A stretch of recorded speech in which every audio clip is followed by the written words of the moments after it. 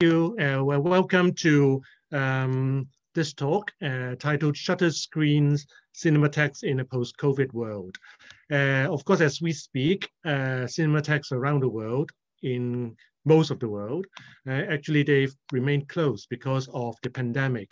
And we'd like to use this opportunity, this unfortunate opportunity maybe, actually to look at, well, how cinematheques have fared during the past year.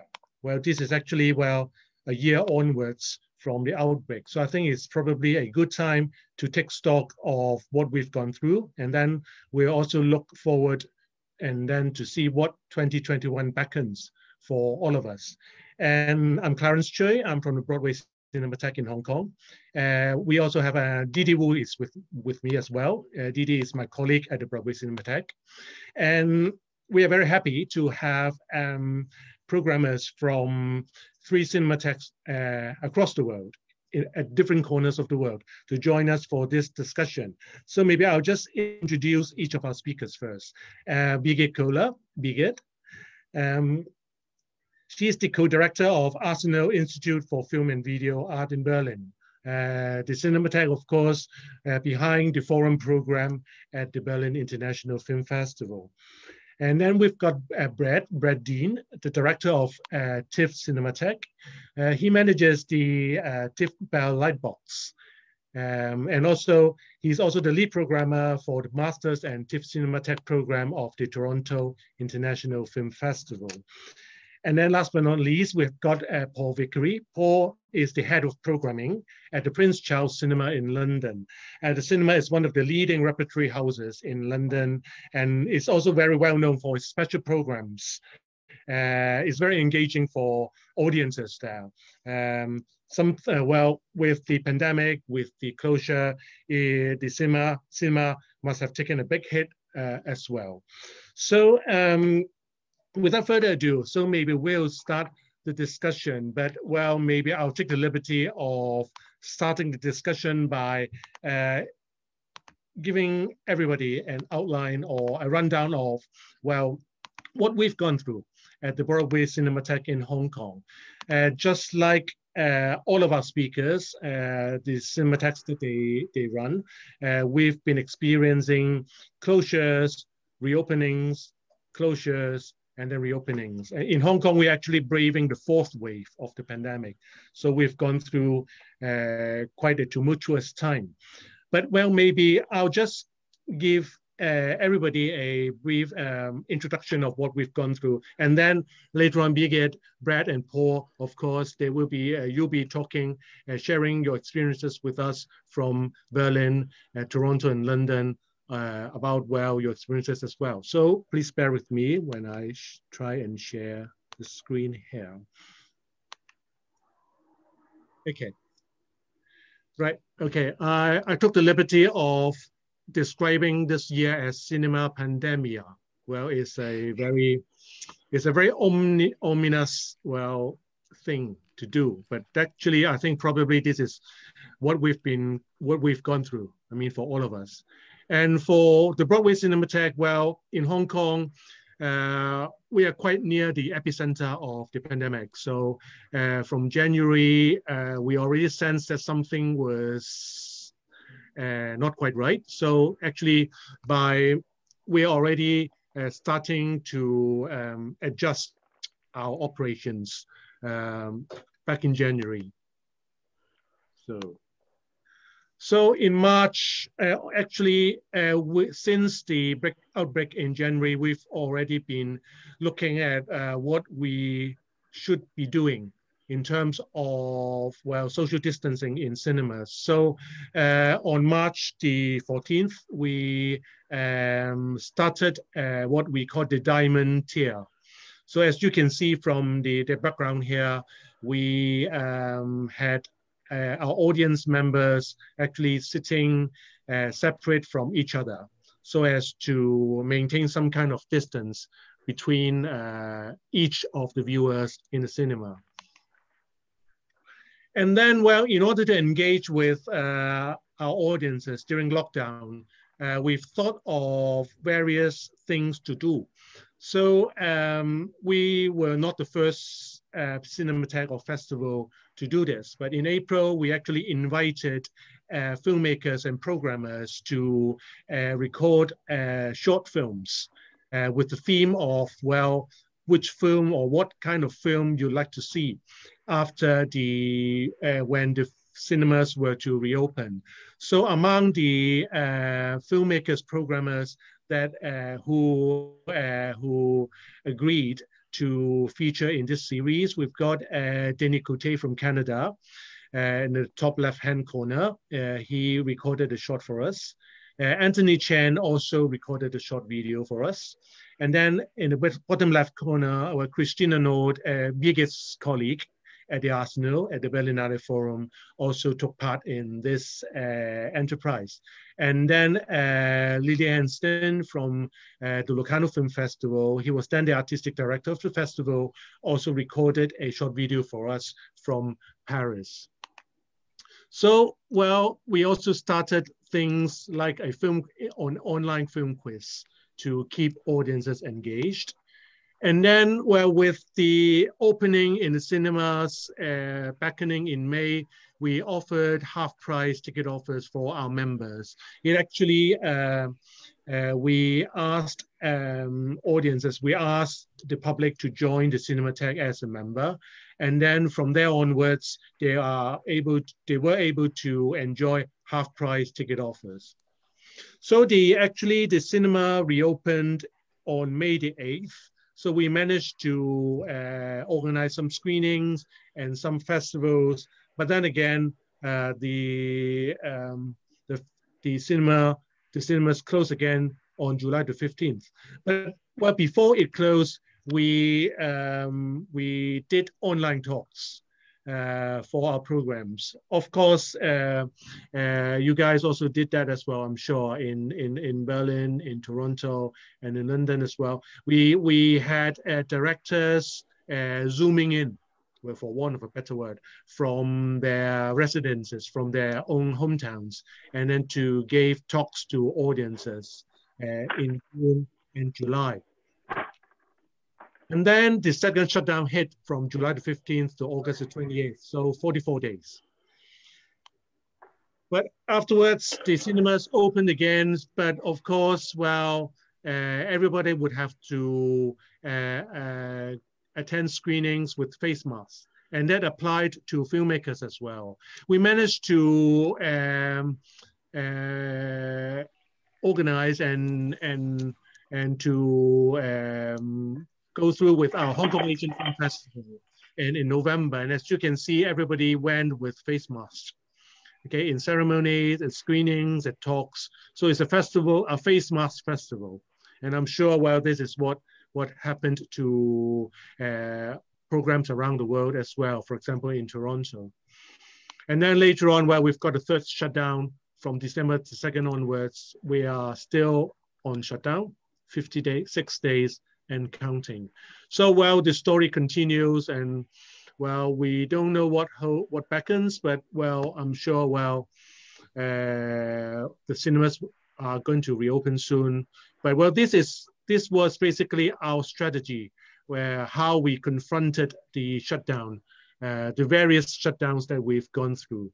So, well, this was the case from Hong Kong. So maybe, well, we can invite Birgit, Brad, and Paul. Maybe you can share with us your experiences during the past year. Birgit, maybe I'll ask you to go first. Birgit, can you tell us a little bit about what the Arsenal's been doing during the past year with the closures, the reopening, and going online, and also the various ways you engage with audiences during the past year? Yes, but first of all, let me say thank you for having organized this talk. I think it's very important in these times to keep in touch and to exchange, because this situation is, I guess, for all of us, we have to cope with huge challenges. At least here in Berlin, crisis management is ongoing. It's never ending, and And I guess it's the same at your places. But I think at the same time, it's also an occasion for reflecting on cinema, for self-reflection. And this is something we could share, perhaps. Yeah, in Berlin, where should I start? Perhaps I start with the last Berlinale, because the last Berlinale has been very, very lucky. I mean, this morning I've read in the newspaper that tomorrow, 1 year earlier, it has been the first COVID-19 patient has been hospitalized in Munich. So it's exactly 1 year ago in Germany. But the Berlinale has been taking place without any restrictions. And I think the last day, the closing day was 1st of March. And then everything went very, very quickly. And we had the first shutdown on the 13th of March. And the cinemas have been closed. Not only the cinemas, I'm talking about culture. Everything has been closed. But perhaps I should mention that the shutdown or the lockdown here in Germany, also the one we are experiencing right now, is not as strict as in other European countries. I mean, it's nothing compared to Spain or France or I don't know. So we had to shut down mid-March, and then the cinemas, we have 2 cinemas at Potsdamer Platz, had to stay closed until beginning of July. And then we have been open for July, August, September, October for 4 months. But it was not, I mean, how should I put it? It has been risky to open. And perhaps I could explain a little bit, because it has been allowed to open, but at the same time, we could. I mean, we had a lack of revenue. It was not easy to cope without the box office. So it was, for us, not easy to reopen, because we're not an art house cinema, but we are kind of like a cinematheque cinema. So we're showing 100 different films per month. And this is a lot of research, and it's not, it costs a lot of money. And so what we did was, we have been opening the cinemas, but no, only 1 cinema, because there have been the hygiene rules and the distancing. So we, our small cinema, Arsenal 2, had to stay shut down, because it would only have been possible to sell 18 seats, and it's of no use. In our huge cinema, in our Arsenal 1, we could sell 69 seats, and the seats are usually, it's a cinema equipped with 234 seats. But what we did was to open, we have been cautious, we've been very cautious. To sum it up, opening up 1 cinema, but only 4 nights a week, and this for 2 months. And at the same time, we had to reflect very much on, what are we going to show? I mean, what do people want to see after this experience of the shutdown? And at the same time, we couldn't be sure if they would be interested to come, because cinema, the perception has changed. Cinema has become, over the months, a dark space is highly infectious. And so we couldn't be sure if there would be any positive response. What we did is, we've been showing a program that had to be stopped in March. That was, perhaps you all know it, it was the Black Cinema Retrospective, or part of the Black Cinema Retrospective Greg de Queer had curated for Locarno. So we had made a Berlin selection. And in the meantime, during the shutdown, George Floyd had been murdered in the US. So we absolutely wanted to go on with this retrospective. Not that it would have been needed, not that it would have needed this kind of actual reference, but for us it was very important to go on. And at the same time, we have kind of a tradition at the Arsenal to show each summer for, I don't know, 20 years or something, a Tarkovsky retrospective. So we did it again in order to show people something is stable. We are showing the Tarkovsky retrospective. And at the same time, the Tarkovsky retrospective for us was something like an indicator of if it could work or not, because usually there's a lot of audience for the Tarkovsky retrospective. And perhaps referring to September, what we did is to show something that needs the big screen. That is something completely different in a cinema space or in your home screen room. And that is, we organized a Michael Mann retrospective. We thought genre cinema, thriller, widescreen, perhaps this is something we can offer and that would make people attracted. And in October, I have been organizing a retrospective of the films by Bertrand Bonello.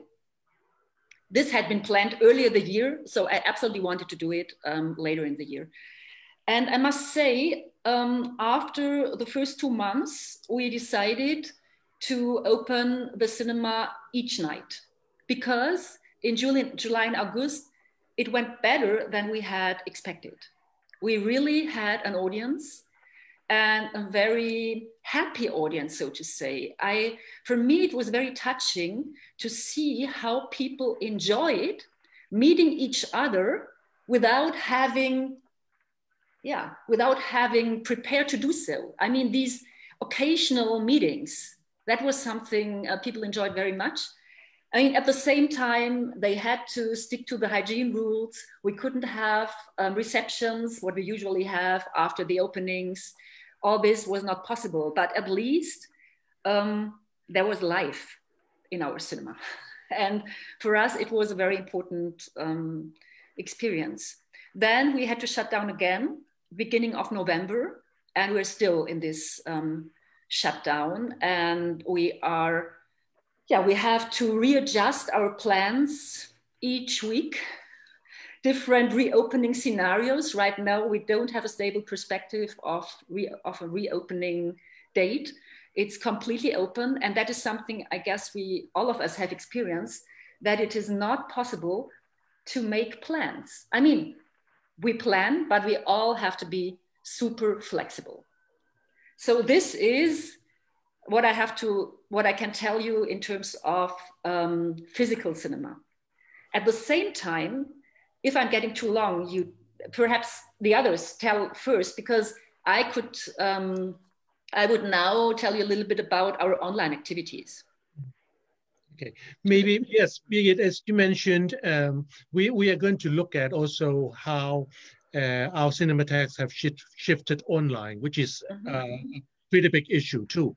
I mean, how we engage with online, this monster of sorts, the online, the virtual experience, and how actually it affected the way we operate cinematheques. So maybe this is something that we can also discuss later. But as you said, maybe Brett and Paul could also talk a little bit about their experiences in terms of the closure and the reopening of the physical cinemas. And actually, I agree with you, Birgit. I mean, the closure is, of course, very painful, but the reopening, sometimes it actually entailed something more, it entailed more apprehension as well. Maybe, can you tell us a little bit from Toronto about your experience about the closure and the reopening? Yes, unfortunately, we don't have as much experience with closures and reopening. It's been a little more of a straighter line for us through this process.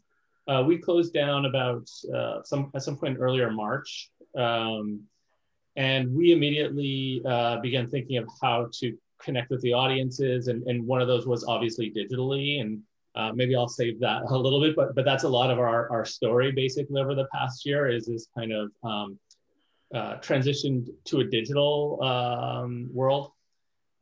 So we basically closed down in March. Within a couple of weeks, we came back online with digital component guests and things like that. And And then really, the situation obviously was always in flux. Cinemas reopened, I believe, towards the late summer here with a maximum capacity of 50 people, but we did not reopen the Cinematheque at that point. At that point, basically, we really were focused on the festival, the Toronto International Film Festival, which takes place in September.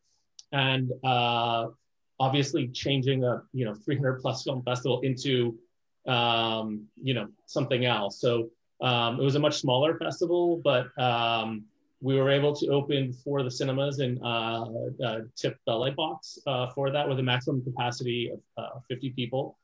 And we also put together a digital online platform where we were able to showcase the films to Canadian audiences and industry online. So everything was geo-blocked for Canada. In addition to that, we added another new element for our festival, which was a drive-in experience. So we found a few just different drive-ins throughout the city, and we're able to host drive-in screenings, which is obviously very popular. You can stay in your car, you're not really exposed to anyone.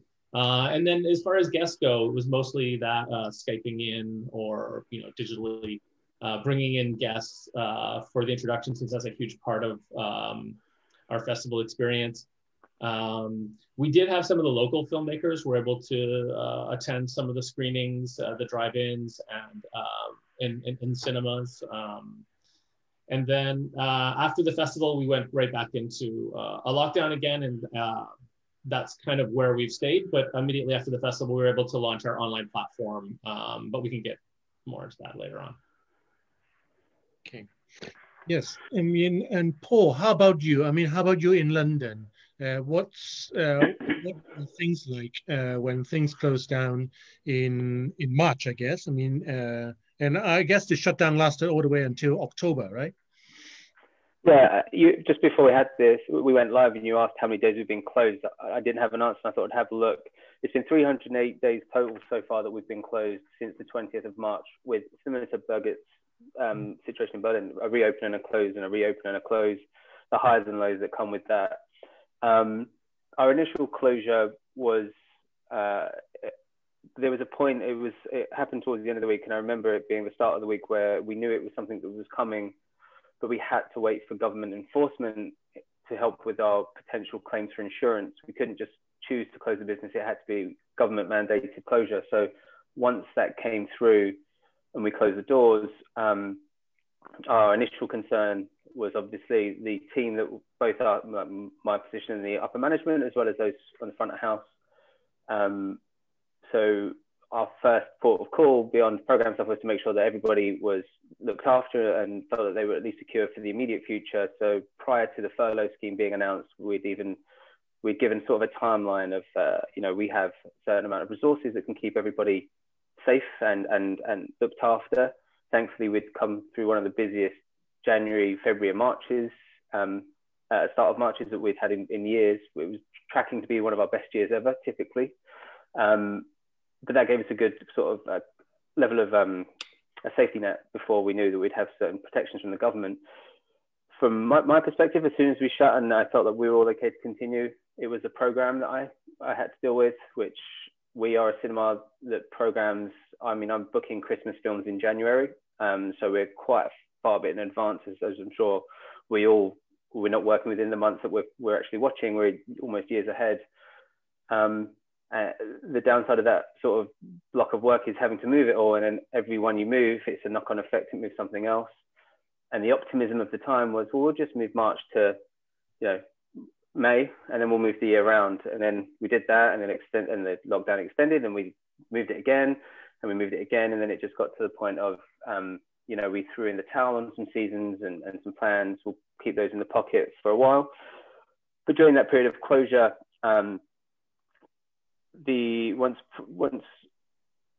it's very, when we start to look at the plans for reopening, so the cinemas reopened in the summer in London, and we weren't necessarily sure we wanted to be part of the initial reopening spread. There wasn't any new films coming out. Our business is largely in older films anyway, so we didn't feel like we needed to be part of the initial rush to reopen. We wanted to see if there was much of how strong the cinema going culture was still in London, if people would be willing to venture into town, because we aren't in an environment where there's lots of people living locally. We are a destination cinema. People, the majority of our audiences are getting trains and buses and cycling or whatever to get to us. So when the industry was allowed to reopen, we said we put our mark in the sand of October. If everything keeps going the way it is and progress with regards to lowering transmission rates and continue, then we will be able to stick to a plan of October. So we stuck to the October plan. We fortunately it lined up nicely with the London Film Festival, so we were able to bring our reopening even sooner to bring in some of their slate.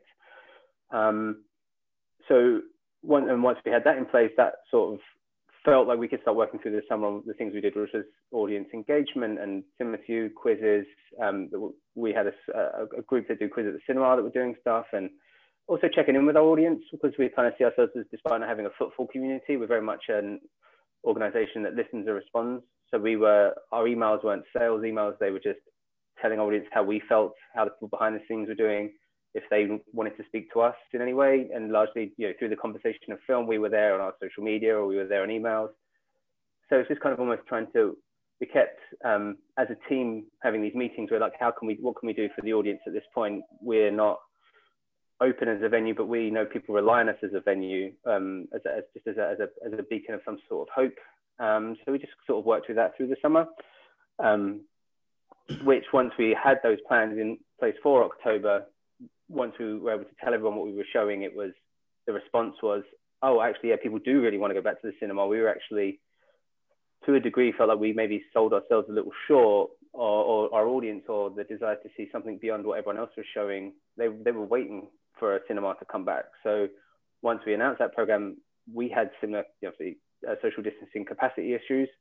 We went from a 300 capacity screen down to, I think it was 78 was how many we had in that screen, and 104 capacity to 23-ish, depending on people like buying patterns and how it blocks seats out. And we were selling out every night for the first like 3 weeks. It was just, we were kind of a little in awe of how much people wanted us back. And people were buying tickets almost with no intention to come either. They just wanted to support somehow. And they felt like, Manchester, the Cinema Manchester home were doing like a buy a seat sort of thing, like just take a seat even if you're not going to come, as sort of a fundraising platform. And I think people were using that sort of idea for cinema, so they just wanted to support without even actually going, just that I want to do something to invest in. Membership schemes, we had large take up on that. And that was really special. It felt strangely like this big celebration when we reopened, and it was trying to figure out what can we do that they're not doing at home. And one of the big things for us in the position that we're in is that we still show films from film, which is just us and a handful of other venues that still use film as format for presentation. So our first film was 2001: A Space Odyssey on 70mm. Not many people can recreate that at home, the full proper presentation, and it was selling out every single night. So that was very much a cause of celebration for coming back. The summer spent reflecting and wondering what our position was, and it just being re-established by a strong audience was a really lovely feeling. And I think that has helped us get through the following, the preceding closures and reopens and the troubles we've had navigating that. And with this year's closure, we just taken a big step back, really. We kept pushing this. When we reopened, we'd had about 6,500 tickets pre-sold for shows from October through to the end of December. And once we closed, we'd taken a decision to, rather than cancel shows, we reprogrammed it. So we just rescheduled everything. We kept everyone's tickets within the building. You could get a refund if you wanted, or exchange, but just to keep plans in place that we had made beyond the Christmas films, because we're still not sure if people want to see Muppet Christmas Carol in February or whenever we might be able to reopen, but there's a certain amount of films you can move. And that's where we're kind of at now. So we've just we've taken our sort of foot off the gas a little and listening to our audience, and behind the scenes, the team are just taking a bit of downtime just to work through their own, we've all got our own things going on behind work, and trying to just get through this next closure, and hopes of when we can come back, it will feel as big and as special as it did back in October. So I think that's kind of where we're at the moment. It's great to hear, Paul. I mean, it's great to hear from you and also from Birgit and Brad that when the cinemas reopened, actually the enthusiasm is still there. I mean, the cinema goers, they were and still are craving for film going as a collective experience. But when you actually reopened, apart from their enthusiasm, apart from them returning in droves, do you sense that something has changed among your audiences about what they want from this cinema-going experience?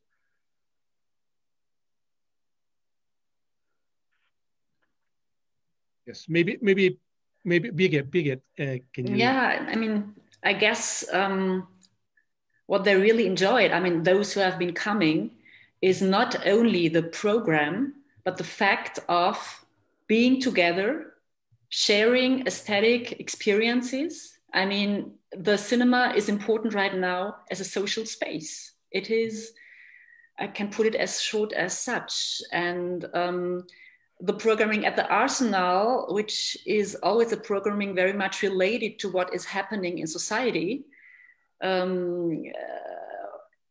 that is why I would say that the cinema space, the analog cinema space, is very, very important in times of crisis, because it's a space where society can discuss itself. I mean, and right now it would be even more important than ever to provide society with this space of exchange. But I think what was really important for our audiences was to be back in a space where you could make aesthetic experiences together.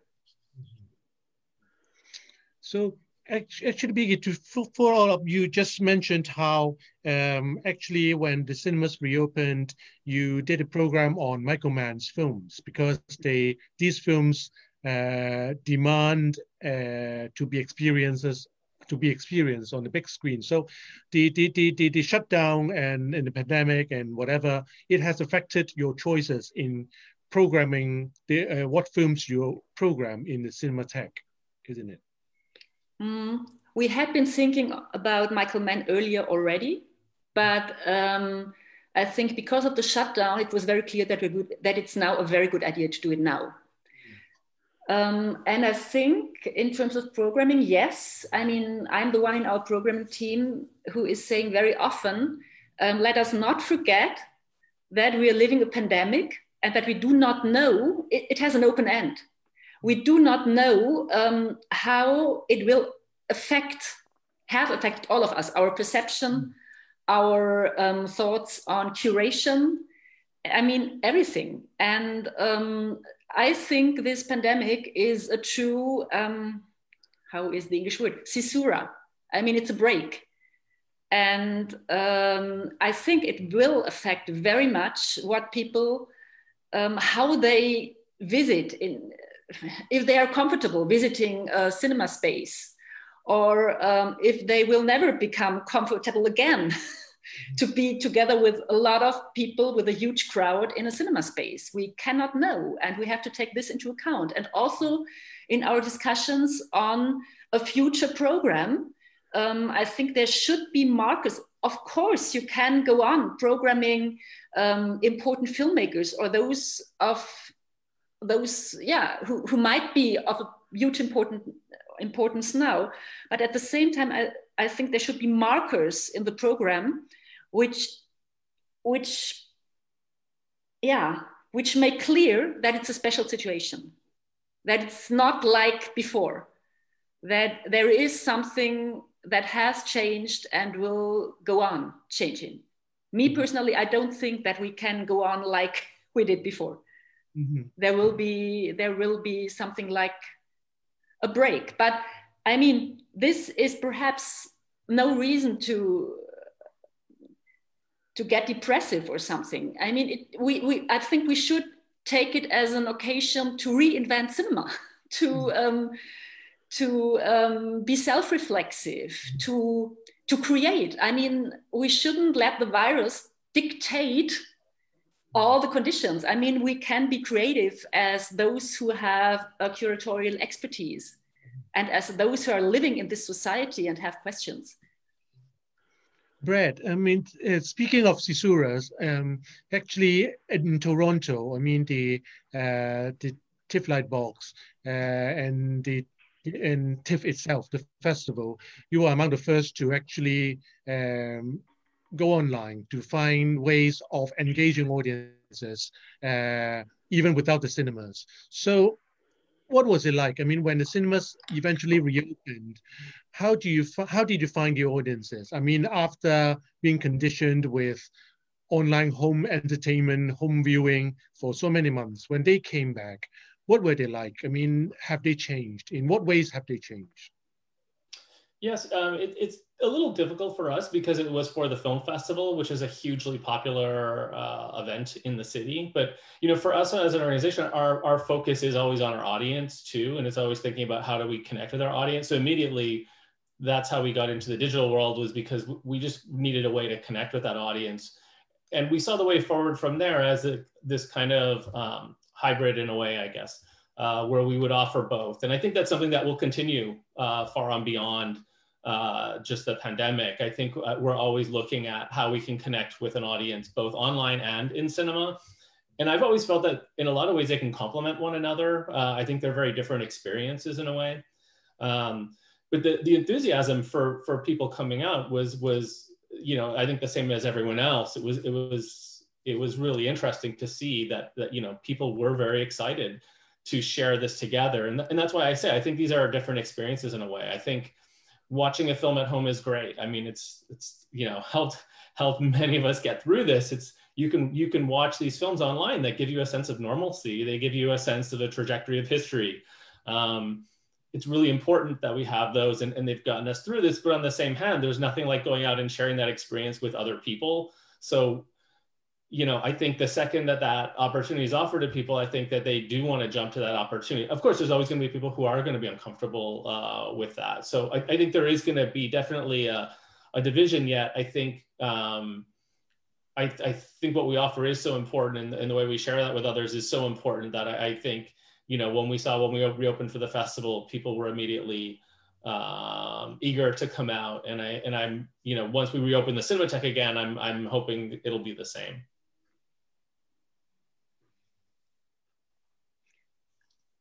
I would like to ask Paul the questions, because I'm really curious about because you mentioned about reopening and have some programs during the summer. However, there were like 1/4 of the seats available only. So I was, and then Prince Charles Cinemas is such an interactive viewing experience oriented cinema. So I'm wondering, during the pandemic, during the measures, how were the viewing experience were people wearing masks during the viewing, or can they talk, or how was the experience? Firstly, I think the nature of the building is we do have a strong presence of sort of an interactive film experience in the sing-along strand, which we have, which is like every Friday night, Rocky Horror and Sound of Music, or our screenings of The Room, spoons flying around and people shouting, what have you. The vast majority of our program is very much a standard film experience. So it is, you sit quietly, phones off, watch the film. Once the initial lockdown did come into effect, one of the first questions was, what do we do with that side of our program, the interactive, the part of what people use the building for? And we just had to close that down. I mean, we've had a screening of The Room during our reopening, and it was a quiet screening of The Room, which is almost an experience in itself, that kind of a forced one, but it's a shift in what you would expect from it. But the sing-along strand has been pulled out of the building just because we couldn't have our audience engaging in the way that we know that they would like to, which is to sit and sing along to these songs in these movies. The rest of the program, as I say, it's been very much the same as before. We have, we've done the Tarkovsky strands too, and we have we don't have people trying to make experience out of those experiences, the room, the film, the environment. But I think it's more like our attitude to cinema, because it's quite relaxed. It kind of might feel like it bleeds through everything. But when we returned, I think the one thing to kind of tread on that sort of digital online viewing space and going back to cinema we feel that our audience has just been watching more films and therefore want to see more films at the cinema. It's been a really interesting shift of conversation because you see them saying, you know, they're watching, they're sort of digging more stuff out online, finding more stuff across these platforms, and then saying, oh, I really want to see that at the cinema. And then, you know, essentially they tag us or email us about it because we're sort of a venue that they would go to and say, I've just discovered Big Night on Netflix and it's absolutely amazing. And can you please screen this movie or whatever film it may be? And then that becomes your sort of culture exchange with the audience and your dialogue with the audience is what experiences are you having through this period where you're forced to enjoy a film in a way that you may not want to. And if you want to reintroduce that, that's kind of what we're here for. So, you know, that audience moving from, you know, spending such a long period of watching so much at home, for us, it's just almost been them trying to find more stuff that they want to see on the big screen. It's made more avid film watchers because we've got, you know, not all of us, some of us got so much more time on our hands that just watching films is a way of filling that. And we're getting more emails about films that people want to see on the big screen when we reopen than we ever have before. And that's because they're watching more. And then it's that whole, we all watch films on VHS and they're like, oh man, I wish I'd got to see that on the big screen. And it's that shift is happening still. It's just digital is the means of which they're watching them, but they still want to see it on the big screen. So yeah. Yeah, I think Netflix and actually all these online social streaming platforms, they've been the well, some would say that they were the antagonists in this film that us cinema operators and programmers are starring in. But somehow, well, in this at this point in time, at the current state of things, we also have to dip our feet into this virtual stratosphere as well. I mean, Birgit, you also mentioned how actually the Arsenal took to online, took to streaming as well during the lockdowns, during the shutdowns, in order to engage with audiences. Can you tell us a little bit about your experiences with Arsenal 3 and actually when you launched that streaming platform? Did you have any qualms about, well, going online and how that might actually affect the viewing patterns of your viewers, of your audiences? Mm-hmm. Yeah, we've been discussing it a lot, but it was very interesting to discuss. And the Arsenal, as always, has found a very special concept of Arsenal 3. I mean, for us, it was very clear that we, like you both said, Brad and Paul, it is so important to keep in touch with the audience. I mean, it is very, very important. And what we did was not going on like streaming. We have been, how to say, we've been questioning somehow this digital euphoria without rejecting going online, you know? So for us, it was very important to have a concept for Arsenal 3. And we've been lucky that we already had this platform. It's existing since autumn 2019. And first of all, it has been a streaming place for our members because we are an association with members. And there was, if I remember it right, 1 film per month. And it was free for our members. So it was like to get more members. And then after the lockdown, we opened Arsenal 3 for our virtual cinema for the public. And the first months it was for free. And we have been showing only programs with films of our filmmakers, meaning from our archive, from our collection. So it was a joint venture. It was for free for the audience. There have been donations for the filmmakers. They have been getting license fees later. And I must say, the response was really enthusiastic. We had a huge audience, and not only a local one, but also from very different geographical regions. And we continued to have, on a regular basis, talks with the audience online. I mean, because this is something which is very important for us, always to talk with the audience. Then, when the cinema Arsenal 1 opened again, we had to rethink the concept of Arsenal 3. And what we did was that Arsenal 3 was now a place for, what we did there was a program that was related to the activities of our institution, either to the program in Cinema One, and then we called it a footnote cinema. So for instance, what could I tell you? Yeah, during the Bonello retrospective, Zombie Child, Haiti. It was in the Arsenal 1, and in Arsenal 3, we have been showing as kind of a footnote 2 films from our collection, Maya Daren's Divine Horseman on Haiti, and a film by Larry Gottheim on Haiti, on ritual, on voodoo. So only to give you an idea. So this was the footnote thing. And at the same time, we also highlighted in Arsenal 3 films from our distribution or that had to do with our living archival practice. So there was always, it was very important that it is related to the institution and to all the activities of the institution. Then again, we had to shut down the cinemas. And again, we had to redefine Arsenal 3. And what we do now is, because the reference is lacking, there is no reference to Arsenal 1 because in Arsenal 1 we have no program.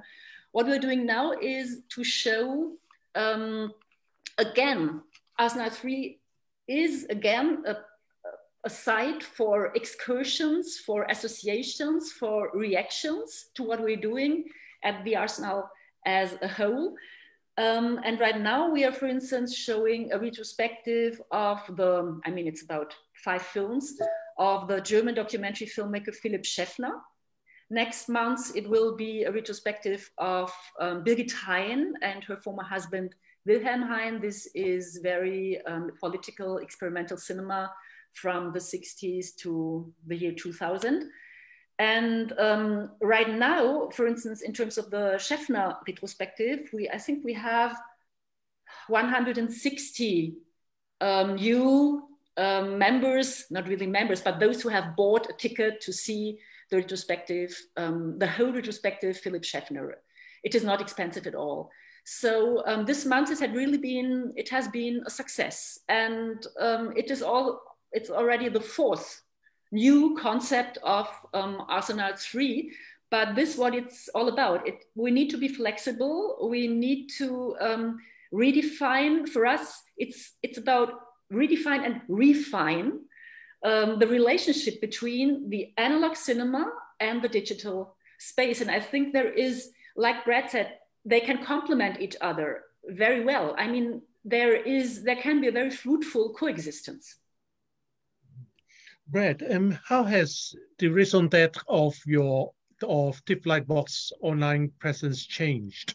I mean, from the beginning, of course, it will be making up the lost revenues, maybe, or because of the shutdown. But after nearly a year, how has your thinking, or how have your team's thinking changed about, well, what TIFF's TIFF Lightbox or TIFF cinematheques online presence could do? Well, I think it's an ongoing thing for us, but I think first, I really agree that the platforms complement one another, the digital and the in-person. And I felt this before the COVID lockdown too. I mean, this has been an ongoing debate for many years of Netflix or Amazon or some of these streaming companies. We've found for the most part that actually they create a wider awareness for a lot of these films. I think Paul was saying that too. So I think it's only helped because I do think there's such different experiences. Now, when it comes to us, when we first got back online, our focus was mainly on guests. We teamed up with Crave, who was one of our corporate sponsors, a big telecommunications company. So they were able to provide the films online. We didn't have our platform yet. And then we would bring in guests to do online discussions. So kind of watch together and then have online discussions. People like Guillermo del Toro, Ethan Hawke, a lot of people we had great relationships with. Our goal, though, was obviously to be able to stream films ourselves. This is something that we'd wanted to do for a while, but of course, it's a huge undertaking when you don't have the infrastructure to do something like that. So We worked on it very intensely throughout the summer. A lot of that is just getting a platform up, understanding how it works, understanding how the audience is going to work. There's just, anyone who's done this, there's a billion factors involved that you're learning. So we were able to get it up for the festival, which is a model, that we have over 40 years of experience doing, and know kind of how our audiences respond. So immediately after then, the Cinematheque got into the online platform, and our focus so far is still, we're still exploring how it works. We've been doing for the Cinematheque, making sure that it's just a very clear space. We do many things at Lightbox too. So we have a new release program. So it's a theatrical program. We have a subscription membership series like Books on Film, which is a different thing. And a lot of these are different audiences. So we're often serving these different audiences. And then the Cinematheque itself is a very different and very dedicated audience. So our focus so far has been presenting recent digital restorations, things like Bellatar's, Damnation. We did a Wong Kar-wai, all of the new digital restorations there. And so, yeah, so we've been really focused on that with the Cinematheque, but a lot of our planning right now is very much involved in like, well, what happens when we go back, and how do these speak to one another? How do they complement one another, and then how do they diverge from one another as well? Not every film works in an online platform either. So I think you really have to think about which ones work for the online, which ones work for the in-cinema, and then, where do they cross, where they work in both. So a lot of our upcoming planning is about that. And I'm sure we're going to have tons of learnings when we finally do go back on screen in person and seeing how they speak to one another. Oh, I want to jump in for another questions on the Toronto Film Festivals, because it was a hybrid with physical screenings and online screening. How was the numbers like? What was the physical one sold out quickly, or how was the reaction on the online screenings? Both were very popular. The Toronto Film Festival is a huge thing in the city here, and I think especially people were really longing to watch films and have that experience. So both did very well. Of course, in person, it was, it's fairly limited. A drive-in only has so many cars that are allowed in. And in cinema, we could only have 50 people per screening. So the demand was probably much higher. And then online as well, I think people have become so used to viewing films online. So that was not a huge challenge for the festival either. Paul, you did mention how, well, for your cinema, for the Prince Charles, it's all about the collective experience, for example, the sing-along or the Rocky Horror Show, but you must have also thought about how to engage with the online experience. So what's your thinking now, at the Prince Charles? At the start, like a year ago now, that was the first questions were raised were, is there any way that we can pivot, or any way we can grow within this sphere? So we looked at drive-in, we explored that for a while, and London's just not drive-in friendly, and it just, in the few conversations we had, it just got to the point where we don't have the scalability to work with a venue with rights and the costs and everything else. It would just be something that we'd been sinking a lot of time into, and we'll be able to return it. And then launching an online player was discussed, but I think it was more that we've worked alongside loads of like we all have the streaming services and distributors who release films on demand on this day and date with cinema. So to us, that the digital space of film, we're happy for it how it exists, and as been mentioned, the future is going to be a coexistence. It feels like it might be a little bit sooner than we may have expected because of what's happened, but it's a change that's needed to have happened, and the fact we've been given this chance to pause and think about and reflect and see how they're going to work together going forward, I think is quite fortunate for that evolution to take place, and to take place in a way that will probably work best for the venues themselves. So though we're not looking to go online with any sort of curated program, there's only two of us who work full time for the cinema, so we're a very, very, very small team. I think it's something we're more we foster that environment. So we have no problem in saying to somebody, oh, this film is on Netflix, you can watch it here, or we recommend this film that's on Amazon Prime, or, you know, this is on Movie this week, you've got to check it out. Like, we're in support of the avenues which film is being provided, and point out our audiences there, because like I said, I think that stream is just the evolution of how people are sort of getting themselves into the culture. So letting people know these things exist and why they exist, go and get it, go and get a taste of it. And if you want it in our environment, you know where we are, and we'll either bring that or we'll bring something that can accompany that. So, you know, I mean, yeah, it would be a dream to grow that side of the program. Really love that idea of the footnote cinema. I just like that to me is just, that's a perfect coexistence, and that how those two work together, I think is genius. And I think that's something that institutions will take on. It'd be quite nice if you saw a bit more of that sort of working alongside cinema going forward. So actually, we've been talking about, of course, us, the programmers, the cinema operators. We've been talking about the audiences. Of course, we've been talking about platforms, but there's also one component is the content providers themselves, the filmmakers, maybe the distributors. How have they been reacting to this new state of the world? I mean, when you were thinking about these new ideas, these new projects or new ways of engaging with audiences, were the filmmakers or distributors supportive? I mean, in terms of going out on a limb in doing, for example, online talks for your online screenings, or maybe afterwards when the cinemas reopened, they actually made more of an effort to appear in the cinemas so that the audiences would see something more, something that they couldn't get when viewing films online. So what were the reactions like, and what are the reactions like from filmmakers and distributors? Maybe we can start with Birgit. And what's the reaction like in Berlin? I mean, in terms of distributors, I think they have a very hard time right now in Germany, the distributors, especially those who are dealing not with the big films, but with the small, independent films. Like, I mean, they always have a hard job in Germany, but right now it's even more difficult because they are existing. I must say, the German government has created some very important support programs for the cinema industry. I mean, for the cinemas, for the distributors, for the filmmakers. But there are, especially for the small independent distributors, they do not have the same safety net.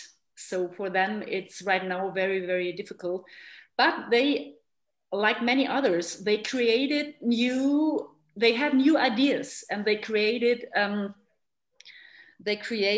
models, for instance, when working together with the cinemas for online screenings. I mean, you could watch films online on the website of the distributor, but at the same time, they have been, how did they manage? I don't know very exactly, but the revenue was for a cinema and for the distributors. So this was kind of a new concept for online screenings. In terms of the filmmakers, I cannot speak for, I mean, it's not representative what I'm saying. A lot of the filmmakers I know, some of them have been lucky to be in post-production. So they had enough time for post-production.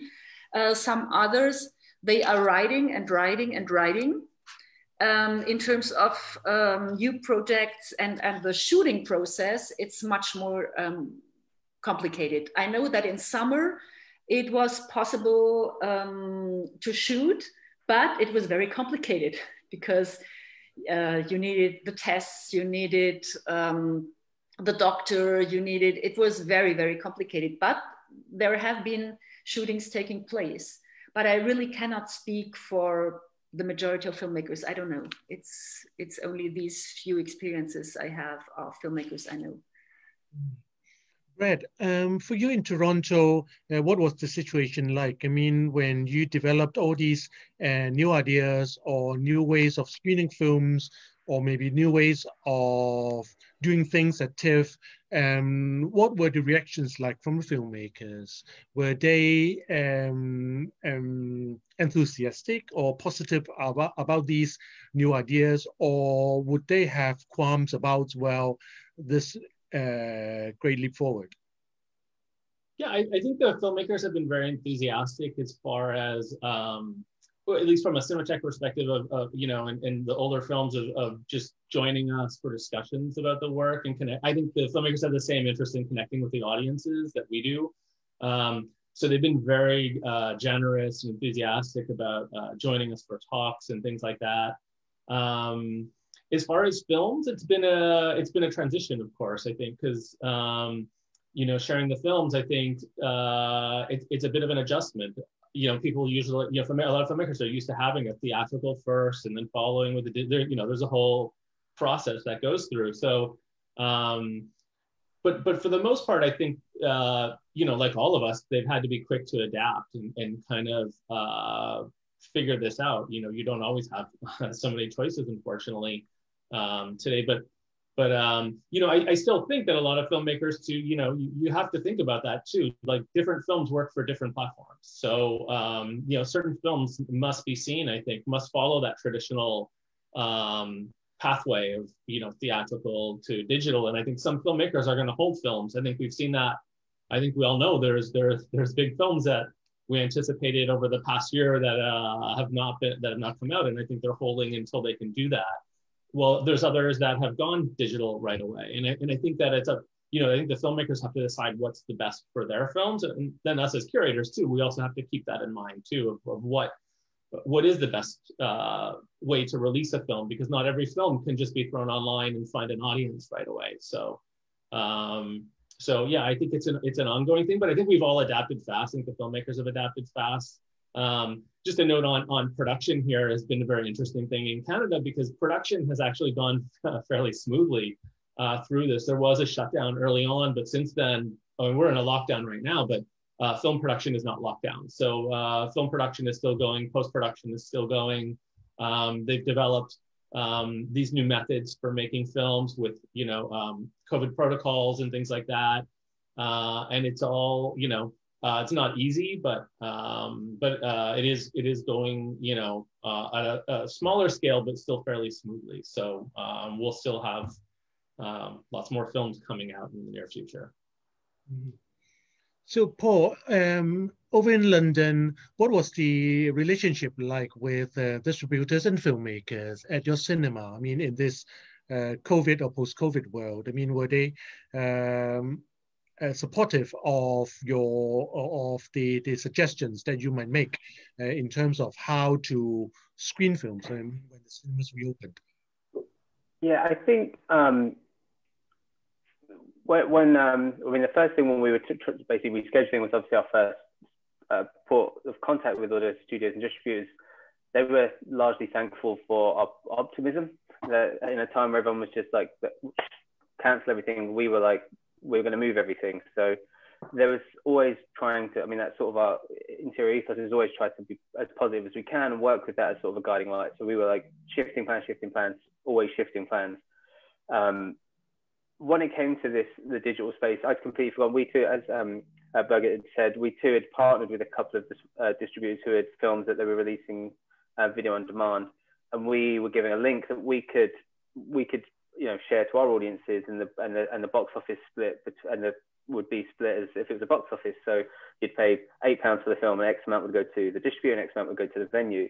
And I think that model is something that I think will have a lot more weight going forward. I think that the relationships between, you know, distributors of certain size and types of films that are getting released, their relationships with venues were all, you know, pre-established, and especially when you're not a chain cinema and you're kind of operating on a similar field, you've got each other's backs as best you possibly can, and you want to support each other. Those relationships, I think, will only get bigger and rely heavily on each other even more. which means that you'll have a joint support in. I mean, we've got no issue with taking a film that's day and date, but going forward, you want to also have no issue with telling people like we're showing it, but if you can't make it, then it's available online. But it's also an access issue. Not everybody even in a post-COVID world, will people still feel safe in going to see this film? They still have a right to see the film. If the person who owns the film wants to have it open in all of these spaces, then we as a venue, we see ourselves as being supportive of the film as much as we are of each individual experience. So I think that relationship between the two, between us as a venue and the distributors that we know that will go that route, I can only see that bond getting stronger. And then, the bigger studios will continue to figure out their own models. But I think on our level, I quite like that as a sort of thought going forward of films being a bit more attached to venues and a bit more sort of, a back and forth and a more open dialogue between the release and the venues and that relationship strengthening. I mean, just with regards to our industry being open here, the production industry, I've got friends who work in the field, and film has had its tumultuous ups and downs, but I believe as it stands, it has been open. We got some rather big movies shooting still here.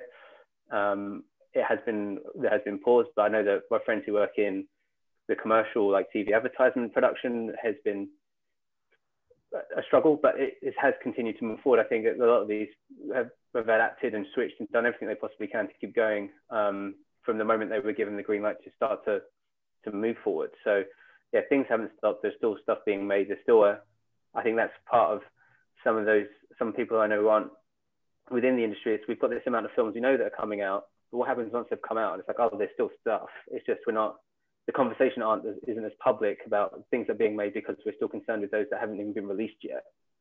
So yeah, there is still a future of cinema because it's still being made. And the filmmakers we've been in conversation with have largely just been in support of whatever from us as a venue, more so than necessarily their films, which is always quite nice when you get a random message from somebody you admire saying, just keep going, there is a space for you after this. And that's all of us in this industry. Like, there is space for us after this.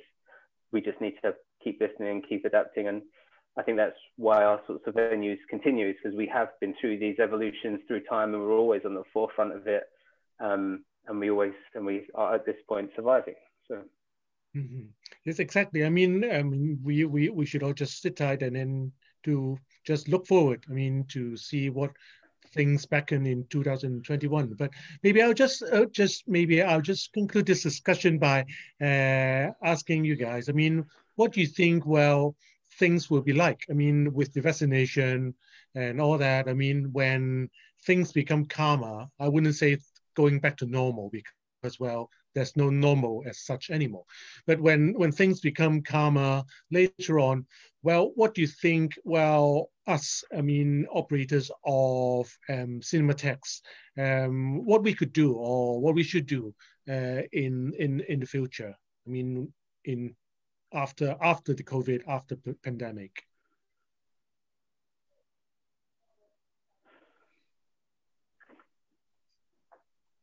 Okay, maybe Birgit, maybe I'll invite you to again. I mean, it's a big question, and I think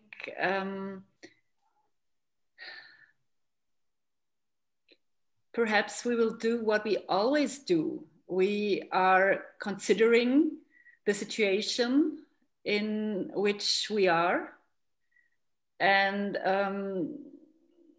before that background, we are trying to create programs that are addressing an audience and that are relating to film history, to contemporary cinema, but also relating to the society we're living in. And I think that is the important point and also the value of cinema for society. Mm-hmm. To go on, presenting programs that can be discussed with a lot of passion and with dissent and with, I mean, and all that, yeah, in the analog cinema, but perhaps as well in the digital space. I mean, it's, yeah, it's very open and it's very fragile.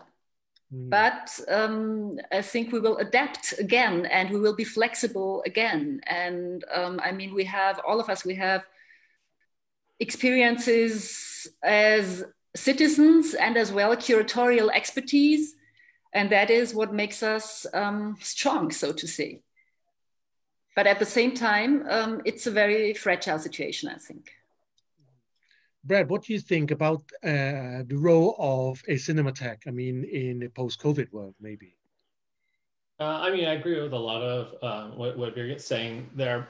You know, I'm very optimistic about the future of cinematheques, I think. And that's because we are used to, you know, it's not easy necessarily being a cinematheque. There's a lot of, you know, larger competition. And so carving out your space. But for me, I'm very optimistic about it, I think, because we're used to this work. We're used to contextualizing, placing things, you know, within history. It's you know, it is about discussion. Yeah, I'm pretty optimistic. I think there's, you know, the films that we show are so incredible. They're so important culturally for us, understanding who we are, where we come from. So yeah, I'm, you know, on the other hand, I think that digital part, if anything, I think it's, you know, I also look at that optimistically too. I think it's like just something else that we can add to what we do. And it's about how we incorporate it with what we do, right? It's not one or the other. It's just adding more. And I think it gives us an opportunity to actually reach further with our audience or reach deeper with our audiences. I think for us in Canada, you know, we're in a big city of Toronto. There's people who can't get to our venue. So I think for us, there's an opportunity to reach out a bit further. Yeah, it's not, but like I said, it's not just reaching further, but it's also reaching deeper. And I think the digital platform combined with the analog experience allows us to do that. So Paul, what do you think? I mean, what do you think the role of the Prince Charles Cinema will be? I mean, in terms of, well, screening films or fostering a collective nature of film going. How will this change? How will the pandemic change your thinking in the future in terms of operating the Prince Charles? I think as a team, one thing that we discussed quite a lot was we all work in an industry that's so forward, like in a perpetual forward motion. Like we're always looking for release dates and things happening, and we're never looking at what's happening at the moment. It's always, when is that coming out? What's the season for next month? When's Christmas booked, etc., etc. And when we stopped, we took a mass interior reflection on the team, who we are and who we are as an organization. I think we've never really had that time or that chance to just like figure out our space. And it's an interesting one, almost physically, because we're a cinema that's sits in a square surrounded by chain cinemas. So we have competition on the doorstep. Across the river, we have the BFI who are doing incredible work, whose resources and professionalism is, you know, unparalleled. So it's where do we fit in this ecosystem? And I think that one thing we've taken out of this is realizing where our space was, the responsibility you have to the space that you take up within that sphere, and it can go from being a venue, an outlet for people to just exist and shut the world out for a moment. It can be a space for people to go in and to look at what they're experiencing and reflect and discuss. It's making sure that culture continues to exist after all this, and we're not just left with an emptiness. And I think that prior to this, I too took cinema for granted. It was just there. I mean, literally, when we're at work, it's like downstairs or it's in the office next to where you are. And that responsibility and realizing, you know, that whole thing of you don't realize what you've got till it's gone. That sort of feeling that we've had through the summer was just like, well, when we come back, there's a certain period where we know we have to get through financially. We need to, you know, there's a responsibility we have to the business as the business, but then it's the people as the business, and that's the people who work there in the audience. And that responsibility, we know once we're a bit more, you know, solidly grounded, is where we need to dig a bit probably further than we had done before. We were doing these weekly letters to our audience, and as they grew, it was like we're realizing that actually we don't talk to you as much as we maybe should. We don't have a dialogue as much as we should. It's kind of, we're just a community space that lets the community exist within, rather than trying to be part of the community too, because whatever we were so focused on what we're going to do next rather than what we're doing now. And I think that's what this has given us, as a big sort of reflection on. It's like, so what do we do now? And that now is not going to be today because we're closed. It's going to be, say, in 6 months' time. And where do we see ourselves operating that? So it's been kind of fascinating for us to have those conversations. But also, as a team, we've had the time to talk, which previously everything was an email and a response. Everything was a quick text message or something and a response. Whereas now we have the time to have a conversation about ideas we have, how we move forward, what should we do next, and the time to work on and hopefully execute them at some point. Indeed, I mean, I agree with you, Paul. I mean, one of the upsides of the pandemic, if there is actually an upside, is that where we all sit back and take stock, and discussions like this can actually take place. I mean, in terms of how we exchange ideas of how cinema or art house cinema, or maybe cinema in general, could go forward. And probably we can sort of also agree that, well, cinema is a social product, is something very much, as Paul said, grounded in people, in community, and also the relationship with society. Actually, well, thank you very much. I mean, well, this discussion is, I hope, will be very helpful in terms of our viewers and also our audiences, and also in terms of this exchange of ideas, well, to show that, well, we all care about cinema, and, well, actually, as cinema film programmers, we also care about the society out there. I mean, the people coming in, and also, well, society in general. So, well, thank you very much, Birgit. Thank you, Brad. Thank you, Paul, for joining us for this very, very fascinating and thoughtful talk. Thank you very much. Thank you, Clarence and Didi, and all of you. Thank you very much. Yeah, thank you. Have a good day or a good night. Yeah. Very much. Hopefully, we'll see each other at some festival on the other side of whatever it is. Thank you very much. Hopefully. Bye. Bye-bye. Bye-bye.